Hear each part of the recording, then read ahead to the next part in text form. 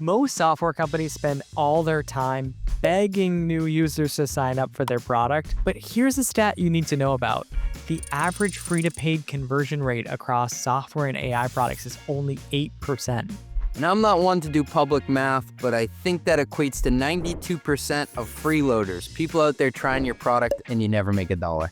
Exactly, and if you can drop that 92% to 91%, you could see a 15% increase in revenue per user. And unlike most growth strategies, you don't need to spend more on marketing or hire a bunch of people to do it.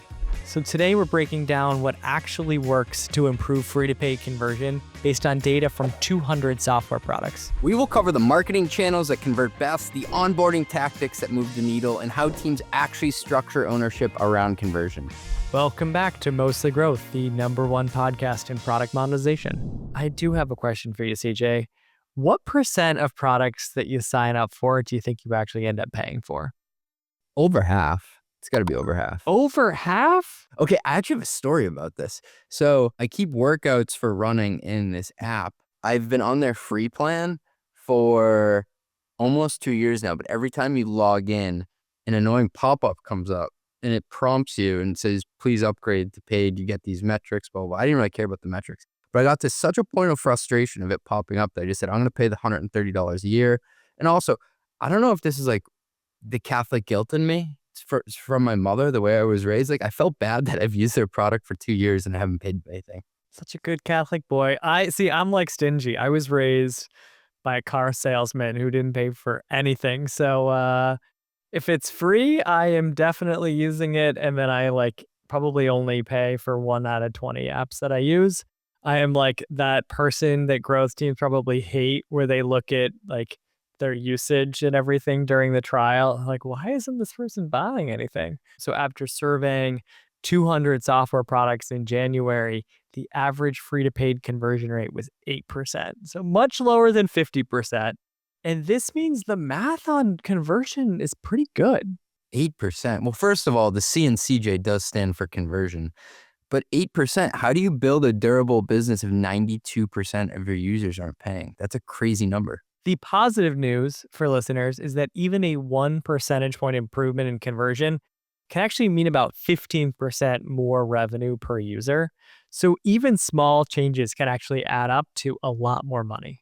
For the conversation today, just frame it for me. What types of applications are we talking about? Are the majority of them B2B? Are they prosumer? What are we looking at? B2B, but where someone can buy, starting on a relatively small dollar amount. So typical products were about $50 to $250 a month, with a sizable number starting, below $50 a month. But you can think of these as like business products, but that can be bought self-serve on a credit card. Okay, Kyle. So if you're a founder, what's the first place you would focus? I actually focus on marketing. There's a ton of conventional wisdom out there that if you want to improve conversion, you need to touch the product, right? Like, you need to deliver more value. And yeah, I don't disagree with that. Improve the product for sure. But that's not the fastest way to drive change. It's actually to go figure out who your best users are and get more of those users into your product in the first place. It is funny. So you're saying you could just be attracting the wrong people? Well, yeah, you probably are attracting a lot of people that are not a great fit. Maybe they're consumers. Maybe they just saw a paid ad and they weren't actually that serious about trying your product. They didn't really know what you did in the first place because your messaging was unclear on your homepage. But attracting the right type of users who have higher intent when they sign up for your product can be hugely beneficial from a conversion standpoint. Which is fascinating, because when you think about marketing, you think about the widest surface area for good things to happen, right? But actually the answer a lot of times is to go more narrow and to really hone in on who you want to use it. Because when you start to look from a CFO perspective at the ARPU side of things, the average revenue per user, in any business you have that 80-20 where you have the power users, you want to figure out what attracted them in the first place and how you found them. There's a tendency to look at why someone didn't convert, right? Like, focus on the people that didn't do the things you wanted them to do. And then you actually kind of ignore what were the power users doing, or what do your best users look like? But if you can find out patterns in the best types of users, like the geo that they're from, the marketing channel that was the source of their sign up? Like, what was the use case when they signed up? What was their job title? If you can drill down into those characteristics, that's actually the best place to start. It's like find more of these people that are your best users. And they tend to come from organic channels. So I asked people in the survey what channels converted the highest rates, and consistently organic results, which are things like search traffic, referrals, LLMs, those convert at far higher rates than signups from any sort of paid marketing that you're doing. Can you continue to make that real for us? I think I kind of get it, but just saying you want organic people that just show up.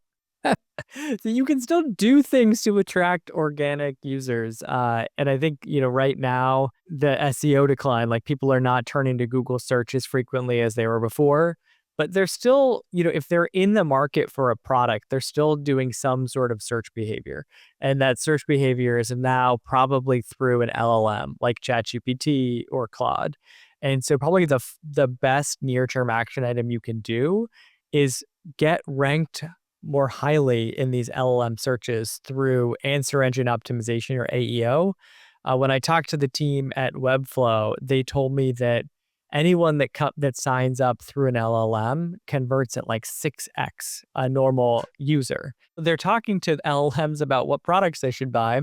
And so that when they come to your site, they already know they're pretty interested in buying your product. Kyle, can you explain what mid-funnel SEO is to me like I'm a 4-year-old? I can try.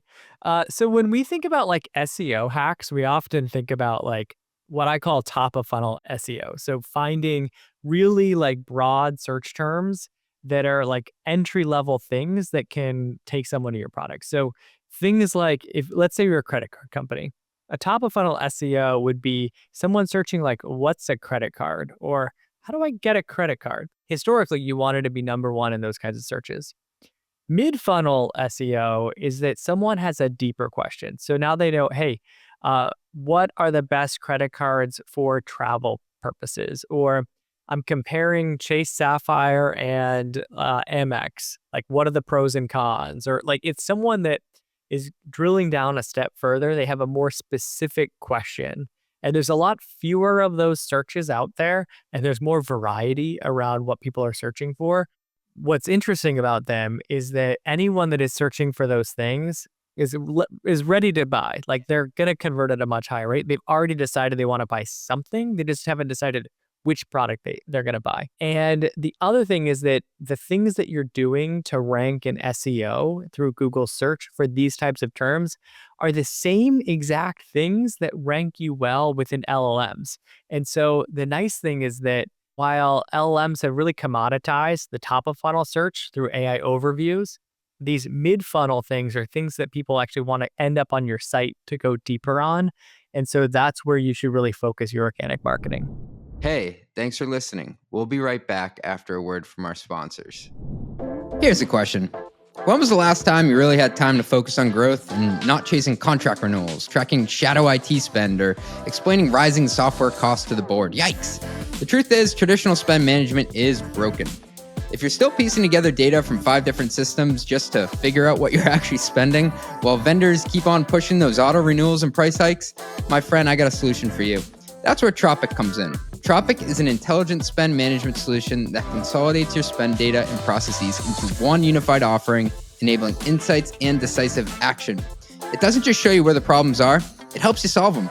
From spotting hidden optimization opportunities like duplicative spend, to automating those painful procurement workflows, to giving you the best market data that turns every vendor negotiation in your favor. Tropic combines smart insights with real human expertise to keep you ahead of the curve. And I can say firsthand because I've used them for over 2 years. Their SaaS platform helps me with price checks. It helps me keep my calendar organized of when renewals are coming up and I can actually visualize it. And let me say, it saves me more than 10 hours a week on vendor management, and we've saved a ton on renewals. I'm walking into the boardroom with a lot more confidence. Isn't it time to turn your spend management into your competitive advantage? Visit tropicapp.io/mostlymetrics. That's tropicapp.io/mostlymetrics. If you run go-to-market, you already know the problem. Your go-to-market data is everywhere. Ads, CRMs, sales calls, marketing, spreadsheets, but you're still guessing what to do next. Hockey Stack is the AI platform for modern go-to-market teams that collects all your customer data and unifies it into a single system of action. Then you deploy AI agents that prospect the right accounts, help reps close and upsell deals, improve forecast accuracy, and automate what's already working across sales and marketing.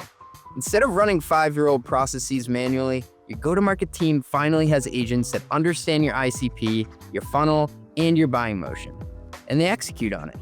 That's why teams like RingCentral, Outreach, ActiveCampaign, and even Fortune 100 companies rely on Hockey Stack to cut through the noise, eliminate wasted spend, and make better go-to-market decisions faster. That's Hockey Stack, the AI platform that helps go-to-market teams make space to think and win.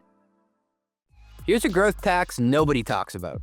Every new monetization model you ship creates a nightmare for your finance team. Add usage-based pricing? Now you're tracking consumption against commitments. Launch product bundles? That's multiple performance obligations per contract. Offer mid-cycle upgrades? Woo! Good luck reallocating revenue manually. But that's exactly where RightRev shines. RightRev is the revenue recognition engine built for companies that can't afford to let accounting slow down growth. When your RevRec is automated, your product team can ship new pricing without asking finance for permission. And your sales team can close creative deals without worrying about downstream chaos. To get up on my CFO soapbox for a sec, I love talking about creative pricing models, hybrid pricing, credits, tiered usage. But I've seen too many companies where the sales team is celebrating a huge quarter while finance is still trying to figure out how to recognize half of it. In a world where your pricing model might change 3 times next year, that flexibility is everything. If you want to scale your monetization without breaking your books, visit RightRev.com. That's RightRev.com, where modern monetization meets bulletproof accounting. Do you have any tips on how companies can figure out what these mid-funnel SEO topics should be? Are these like, if you're an operator, it's leaning into the if you know, then you know? Does it have to come from a practitioner's perspective to come up with them? There's an art and a science to this. I'd say the science side would be going to a classic SEO tool or AEO tool to look at the frequency of different search terms. And you can look at, your past behavior if you already have some content out there, but you can also just look at, there's a bunch of data tools out there that can tell you, hey, here's the top 1,000 search terms or queries related to your product.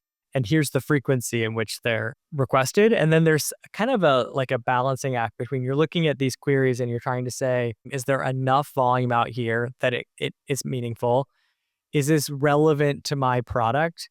And do I have a right to win? Like, is this a search that my product is best for? Or is this a search like, even if we win it with SEO, we're not going to win the customer? And so you're doing a bit of an evaluation, but you want to start with that really long list.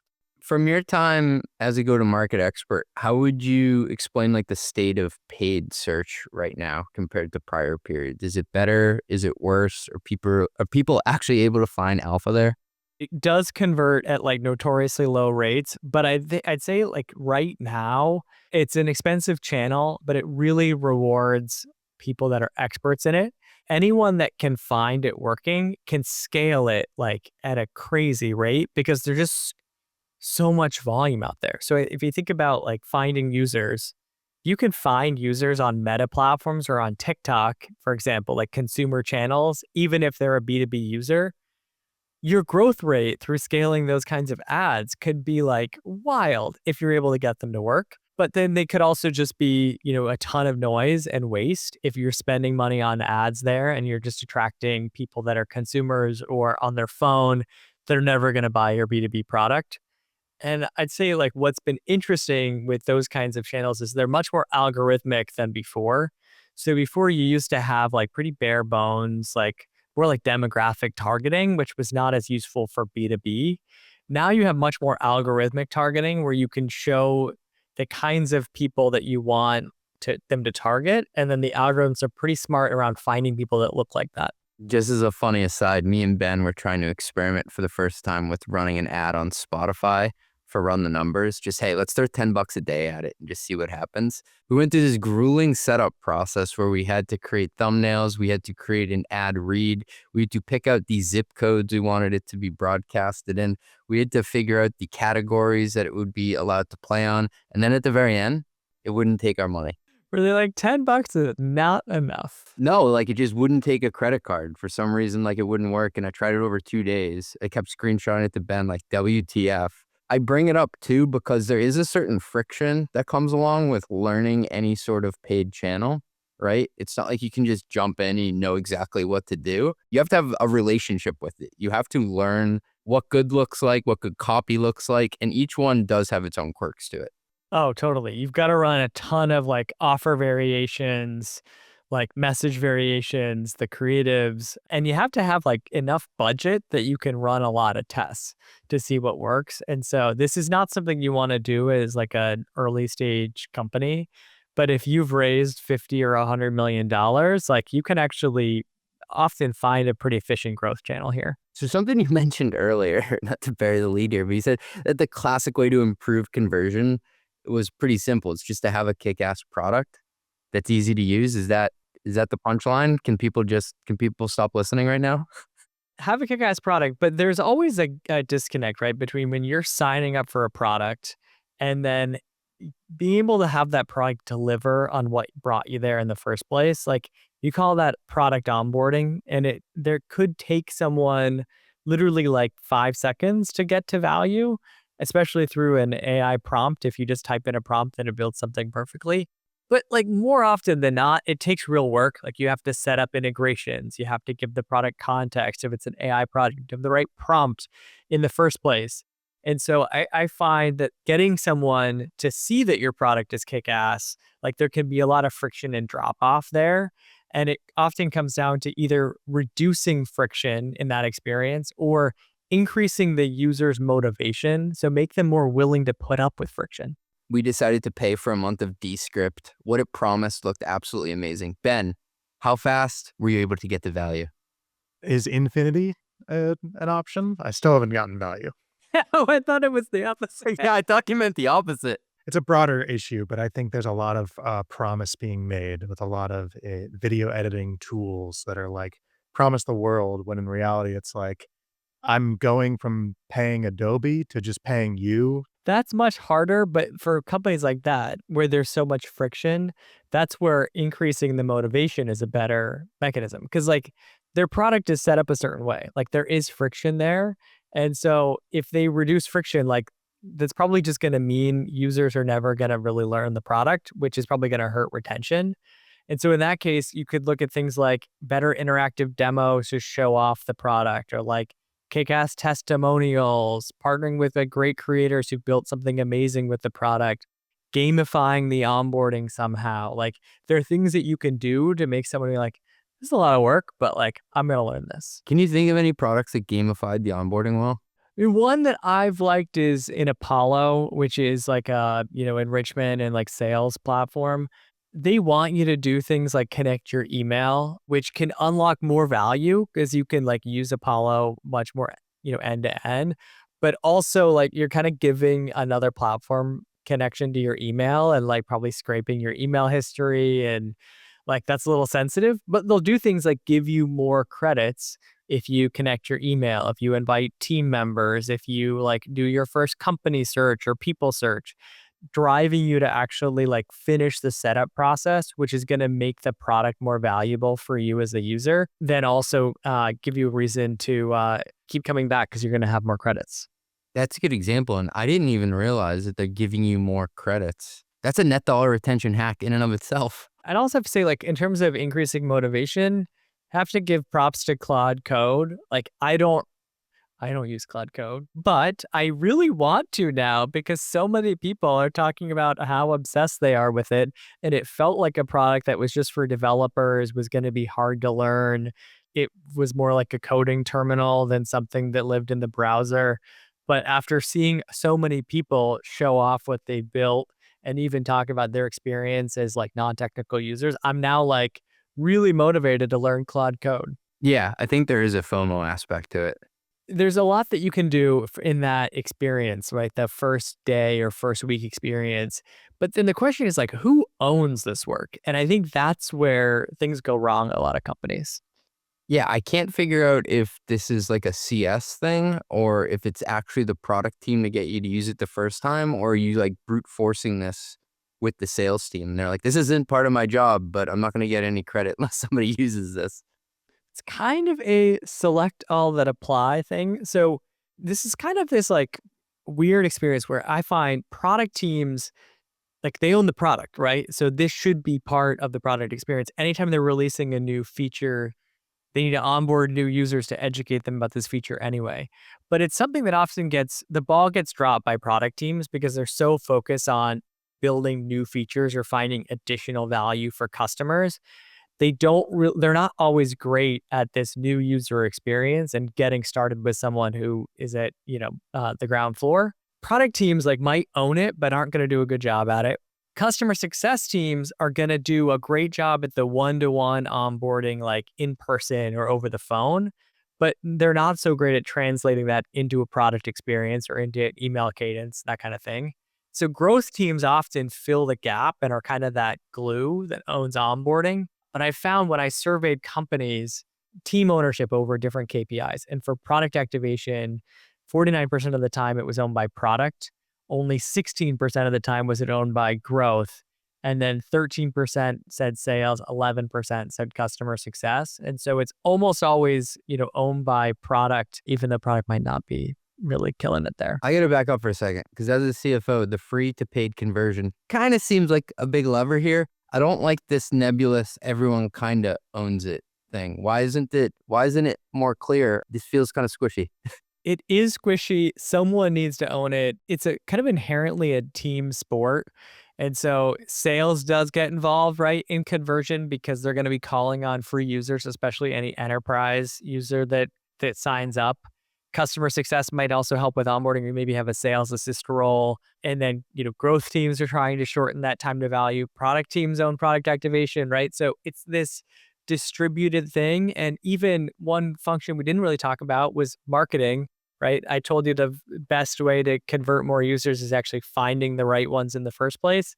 And so marketing has a role to play too. And I think the challenging thing is that AI agents are going to make this even more complicated because you can bring AI agents into the product experience and into the sales experience. And so then who's going to own the AI agents that are part of the conversion process? The more and more I think about it, I've typically just thought of free to paid conversion as a number, right? It's a number you measure, similar to net dollar retention.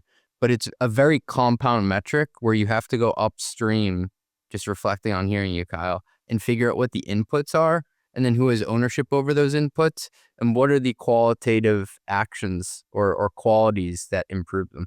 It's a compound metric, a lot of moving parts. And I think that one of the other challenging things is it's this like multivariate part where you're kind of changing multiple things in real time. And so it gets pretty hard to unpack like who's responsible when something ends up improving. So, the best teams will have some sort of like at least shared visibility into conversion and what drives conversion and where there are drop-offs. And that's at least the best starting point to improve this whole thing. If you're talking to a founder right now who is very busy and just has a couple seconds to hear the elevator pitch on this free to paid conversion, what's the one thing you would tell them to either look at in their business or think about changing today? This is a monetization podcast. I'm monetization pilled, always have been. Adjusting pricing and plans is probably the fastest change that a founder could make that would be likely to have an impact on conversion, but also something they haven't thought enough about. Are you telling me to lower prices to increase my conversion? I would never tell you to lower prices, CJ. Yesterday's price is not today's price. Generally, like raising or lowering prices doesn't change conversion all that much. That's why price increases tend to make companies so much money, is that you can raise prices a bit and keep the same conversion rate. What does make a much bigger difference is changing the plans. So things like adjusting the limits around what's included for free, adjusting the feature gates, introducing new plans, removing plans, like show the plans on your pricing page, like even changing some of the trial dynamics to like shorten trials or lengthen trials. All of those like changes to the plans make a much bigger difference than the price points themselves. Who owns deciding some of those things around the pricing and packaging? I mean, who from your experience, like it's in early stage companies, founders tend to decide on pricing. later stage companies maybe have a pricing team, but like this ends up being because it's like packages, it's often the product team's responsibility, but like the product team is not constantly tweaking this or testing these things. So I'd say like the single best owner is often a growth team. They can be a more analytical, run experiments around this, but the average company, there's no single owner. The average company, it's 6 people in a nondescript Orlando conference room deciding what the pricing and packaging is going to be on the backs of their sales kickoff. All right, there's one other lever we should talk about before we wrap that I think is quite important. Do you know what it is, CJ? Where are all the people with the quota? What about the sales folks? Exactly. Like salespeople make a pretty big difference for conversion. There was a long time when we kind of bifurcated companies as like there was self-serve products or like self-serve funnels, and there were sales teams. But I can't think of a big at scale public company that doesn't have a big sales team. Even companies like Atlassian do. So now it's all about like figuring out where and when are the right types of places to bring in a sales rep, and then how to layer in those sales touch points to improve conversion rates. Atlassian for the longest time said they had no salespeople. And I was like, that is the greatest lie the devil ever told. For a while, they called them like enterprise advocates too. Like they wouldn't even call the sales team a sales team. But I mean, for a lot of these products, the sales team doesn't look like a classic sales org. And so we talk about with AI products, there's a concept of a forward deployed engineer where you kind of have someone like co-creating the product with you. More self-serve focused companies, often this is called like a sales assist person. Now, they're not like a technical person building a custom AI implementation for you, but they are helping onboard you onto the product, with the idea being once you're onboarded and hooked, you're very likely to buy, and they can either then send you to the AE to close the deal, or you can buy self-serve. But that extra touch point makes a big difference. And that's why like Superhuman in the email space, for a long time, they required you to have an onboarding experience before you could even buy the product, because they knew this was so impactful. They required you to talk to a human? They did. Man. But these are people that generally don't carry a quota. Comp is significantly lower than a classic AE. And their goal is like onboarding customers at scale. That is fascinating that you put some friction into the process, knowing that it forces someone to have skin in the game and be serious about converting. When they sign up for a product, they don't really know what they don't know. And so even someone that like shows you the things that you might not have thought about with the product, or gives you some best practices, or explains why you should set it up and like configure it in certain ways, that just ends up making a big difference. Like for me, if I'm setting up a CRM, I'm going to want someone to like help me make sure I don't mess it up. Do you not trust me to not mess up your product? I don't, CJ. There is an elephant in the room with this discussion, and even this like concept of onboarding users onto the product. And it's something we talked about from Scott at Metronome. Like, what happens if the user of the product, or the one making the buying decision, is an AI agent and not a human? I'm guessing it has some sort of impact on the pricing considerations that are put in front of them. It changes what pricing is optimal, but it also means like, why would you even have this like sales assist onboarding experience to then onboard an AI onto your product, right? Or like the paths of using your product historically, like we're often thinking about point and click, simplifying the experience, like having a much more guided experience. AI agents actually probably want really detailed documentation, help docs. They want to have a ton of flexibility. And so I do think like going forward, conversion funnels are going to look really different than they did in the past. Monitoring like the adoption of your product and what's a bot versus what's a human is probably going to start being important now, even if it's mostly humans, and starting to build with this like AI agent buying path. So at the very minimum, having very clear public documentation is probably like a no-brainer. Send me the YAML files. The other thing that comes up, and there's an interesting set of companies trying to do this, but there's people that are saying, hey, instead of having this idea of like we've got a product team that's focused on like the product onboarding, and then we've got a sales team that's going to come in and like be the gap because the product isn't fully onboarding people themselves. Like we can bring in AI agents. And the interesting thing there is it can kind of be the same AI agent that's in product and out of the product. So like you just have one point of contact during that entire experience. And if you think about like you sign up for a product, you tell it in like natural language what you want to do. It starts working, configuring the product based on what you want to do. You then have a question, hey, how much does it cost to buy? Or what's the limit on this thing? Or are you SOC 2 compliant? It already has the answers to that. And if you drop out of the funnel, like you just leave, they can follow up over email and continue the conversation or say, hey, you had asked this question. Here's a follow-up that's really personalized to you. And this idea of like a one-to-one conversation from the very first time you sign up for a product to when you buy and become a customer, like that's an experience we've never been able to offer even with people. And I think there's some really interesting potential with AI. I totally agree. I feel like having the agent riding shotgun with you pre and post sale allows for the company to have the context as to why somebody churned, but also to figure out ways to upsell them based on activity because you're right there with them. It's kind of like you left something in your shopping cart. Like that was like V0 of this. It can now tailor something directly to why you fell off in the product. Exactly. And so I think that's going to be the agentic future that's most common. But then, yeah, it comes down to resourcing and who's going to own even testing AI agent experiences. Because if I'm a sales rep or sales team, I maybe don't want to bring in that team. No. It's also a thing that needs to be live in the product. From the product team, I maybe don't own free to paid conversion. And so I'm probably not going to mess with that. I'm going to focus on the product onboarding itself. And so I think this is where we also need to just like rethink org structures and have someone that's owning that entire customer journey from beginning to end. Yeah, I keep imagining what does the customer life cycle look like? And then how do you fit the departments and people and hierarchy on top of that, not the other way around. I think you screw up the customer life cycle when you're like, you come in here and I come in there. Mostly Growth is a Mostly Media production. Executive produced by Ben Hillman.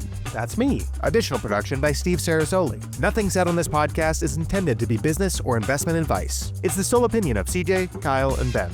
Just some guys who love talking growth. Mostly. If you like this podcast, hit subscribe and give us 5 stars. It only takes like 2 seconds and our algorithm overlords love it. Drink water, call your mom, and have a great day.